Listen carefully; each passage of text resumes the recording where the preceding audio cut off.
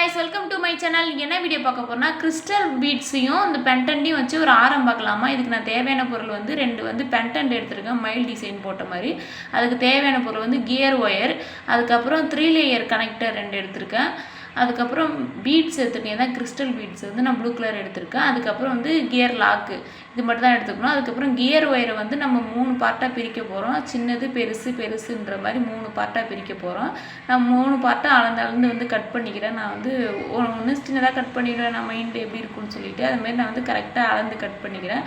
ஒரு டைம் கரெக்டாக இருக்கான்னு சொல்லிட்டு நான் எப்பயுமே பீட்ஸ் கோக்கிறதுக்கு முன்னாடியே வந்து 3த்தையும் ஒன்றா வச்சு பார்ப்போம். கரெக்டாக இருந்தால் மட்டும்தான் நான் அடுத்தது பீட்ஸு கோப்பேன். இங்கே பாருங்கள் வச்சு பார்க்குறேன். ஏன்னா வந்து நம்ம தப்பாக கட் பண்ணியிருப்போம், ஒரு டைம் வந்து நீட்டாக இருக்கும், அது பீட்ஸ் கோக்கும்போது நமக்கு டிஸ்டர்பன்ஸாக இருக்கும், அது இல்லாமல் தப்பாக வந்துடுறதுனால நான் வந்து கரெக்டாக பார்த்துக்கிறேன். பாருங்கள், ஒரு பெருசு, அதுக்கப்புறம் ஒரு சின்னது, இன்னொரு சின்னது, இந்த 3 தான் இப்போ நம்ம கோக்க போகிறோம். எனக்கு 3 லேயராக வந்துடுறோம், நான் 3 எடுத்திருக்கேன். சில பேர் 5 லேயர் பண்ணுவாங்க. இப்போ நான் வந்து ப்ளூ கலர் பீட்ஸை வந்து எடுத்து வச்சுருக்கேன். இதில் வந்து நான் கியர் ஒயரில் வந்து ஒன்றா விட போகிறேன்.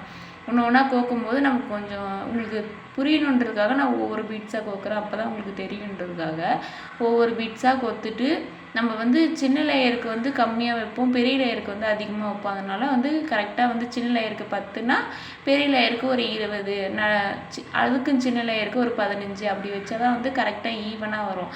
சில இது வந்து பெருசாக போட்டுருவோம், சில இது சின்னதாக போட்டுருவோம். அது வந்து நமக்கு வந்து நெக்லஸ் வந்து ஒரு மாதிரியா ஷேப் இல்லாமல் வரும். அதனால் வந்து கரெக்டாக இதில் இத்தனை பீட்ஸு, இதில் இத்தனை பீட்ஸ்னு எண்ணி போட்டால் கரெக்டாகிடும். நான் உங்களுக்கு புரியுன்றதுக்காக நான் ஸ்லோவாக பண்ணி காமிக்கிறேன். பாருங்கள், ஒவ்வொரு பீட்ஸாக வந்து போடுறேன். நான் வந்து எண்ணிக்கிட்டு தான் போடுறேன், அது உங்களுக்கு தெரியல.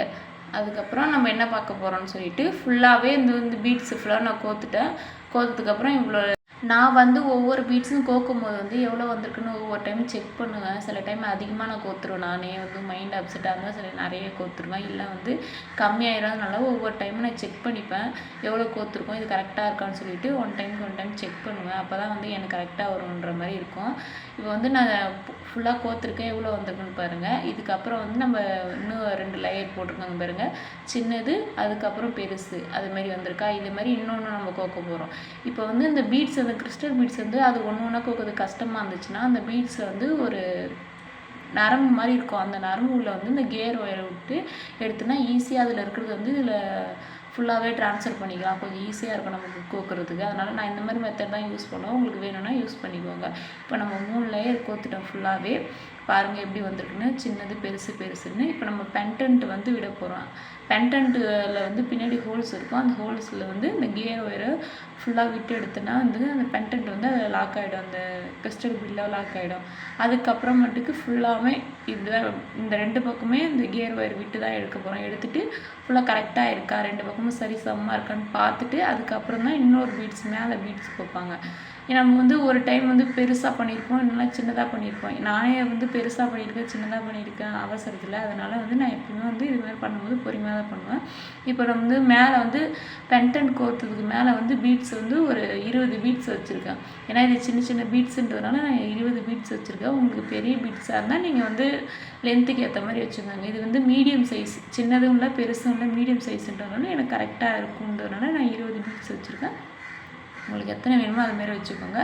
இப்போ வந்து நம்ம கனெக்டர் இது பண்ண போகிறோம். இதுக்கு நான் வந்து கியர் லாக் உள்ளே போட்டு இந்த கனெக்டரை வந்து அந்த கியர் ஒயரில் வந்து விட்டுட்டு இப்போ வந்து அந்த எக்ஸ்ட்ரா இருக்க அந்த கியர் ஒயரை வந்து அந்த கியர் லாக்கில் ஃபுல்லாக உள்ளே விட்டு எடுத்துட்டு கொஞ்சம் இழுத்து டைட் பண்ணிவிட்டு கட்டரை வச்சு நல்லா வந்து அதை வந்து மசிச்சு விடணும். எப்படி சொல்கிறது, நச்சு விடாமல் சொல்லுவாங்களா, அது மாதிரி நச்சு விடணும். ஃபுல்லாக இழுத்துட்டா வந்து அது லாக் ஆகிடும். அதுக்கப்புறம் வந்து ஃபுல்லாக வந்து கட்டரை வச்சு நல்லா நச்சு விட்டால் ஃபுல்லாக ஆகிடும், அதுக்கப்புறம் எடுத்துகிட்டே வராது.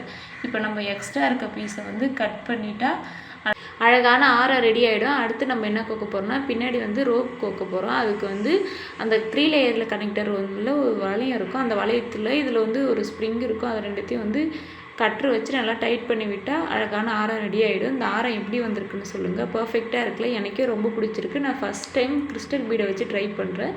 இந்த ஆரம் எப்படி இருக்குன்னு சொல்லுங்கள். இந்த வீடியோ உங்களுக்கு பிடிச்சிருந்தா மறக்காமல் என் சேனலை சப்ஸ்கிரைப் பண்ணிவிட்டு ஒரு லைக் பண்ண தட்டி விட்டுருங்க. Thank you for